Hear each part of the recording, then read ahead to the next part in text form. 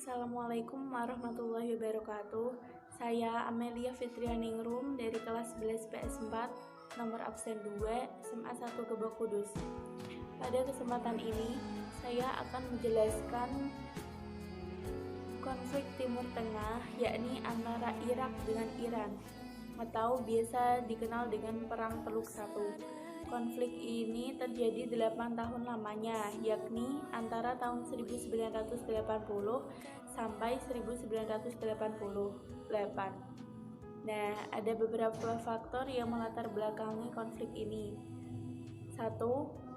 Adanya keinginan Irak dan Iran untuk menguasai Shuat al-Arab. Shuat al-Arab adalah jalur perairan antara Irak dan Iran yang mengalir menuju Teluk Persia. Jalur ini juga digunakan sebagai ekspor minyak. Jadi wilayah ini menjadi wilayah sengketa. 2. Ada keinginan Irak dan Iran untuk menguasai Teluk. 3. Saddam Hussein, presiden Irak yang beraliran Sunni, khawatir akan adanya pemberontakan kaum Syiah di Irak karena pemberontakan ini terinspirasi dari revolusi Iran yang dipimpin oleh Ayatullah Khomeini. Next, jalannya Perang Teluk Satu. Awal terjadinya ketegangan antara kedua negara tersebut terjadi sejak April 1980.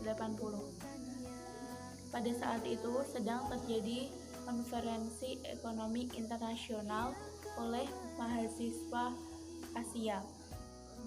Tiba-tiba saja ada sebuah bom meledak dan tentunya menggagalkan acara tersebut. Karena kejadian itu, Irak menganggap bahwa Iran sedang menantang untuk berperang. Selang 5 bulan kemudian, tepatnya pada tanggal 4 September 1980, Iran tiba-tiba saja melancarkan serangan. Kemudian, Irak tidak tinggal diam. Tidak sampai sebulan, tepatnya pada tanggal 22 September 1980, Irak memulai serangan balasan. Irak mulai menghancurkan pusat persenjataan berat dan juga pelabuhan udara Mehrabat Teheran, Iran. Perang ini terus berlanjut, aksi saling serang pun tidak bisa dihindari hingga akhirnya pada April 1983, Irak menghancurkan sumur minyak di Norwoods yang membawa dampak besar bahkan ke negara-negara tetangganya. Ternyata perang 8 tahun ini tidak membuahkan hasil, tidak ada yang menang dan tidak ada yang kalah. Hingga akhirnya perang ini berakhir dengan persetujuan Iran untuk menerima resolusi dari Dewan Keamanan PBB nomor 588 tahun 1988. Pada resolusi tersebut disebutkan bahwa Irak dan Iran harus melakukan gencatan senjata. Hal ini mengacu pada Perjanjian Algiers. Perjanjian Algiers adalah perjanjian antara Irak dan Iran yang dipelopori oleh Houari Boumediene, ditandatangani di ibu kota Aljazair. Tujuannya untuk meredam konflik antara Irak dan Iran. By the way, setiap masalah pasti akan ada dampaknya, apalagi sebuah perang. Nah, berikut beberapa dampak Perang Teluk Satu. Dampak sosialnya banyak korban jiwa, sekitar 50.000 sampai 1 juta jiwa tewas dalam perang itu. Kedua, rusaknya sarana dan prasarana akibat perang. Dampak ekonomi, harga minyak dunia tidak stabil karena kedua negara itu merupakan salah satu sumber kilang minyak besar di dunia.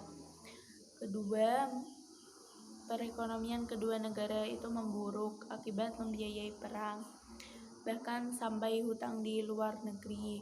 Dampak politiknya, proses jalannya pemerintahan kurang efisien dan terhambat karena adanya perang ini. Teman-teman tahu kan politik luar negeri Indonesia? Ya, politik luar negeri negara kita adalah bebas aktif. Oleh karena itu, Indonesia turut serta aktif dalam mengupayakan perdamaian antara Irak dan Iran ini.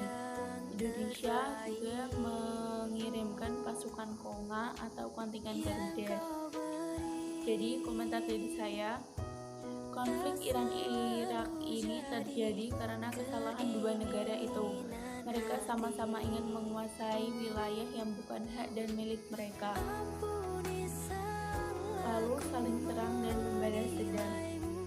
Hal ini mencerminkan sikap yang tidak baik dalam bersosialisasi dengan orang lain maupun antar negara dan antar kelompok.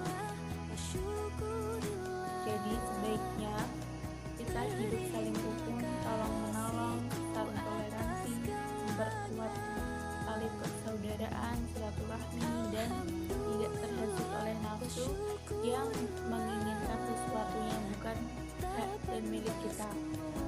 Oke, sekian dari saya. Mohon maaf bila banyak kekurangan. Salam.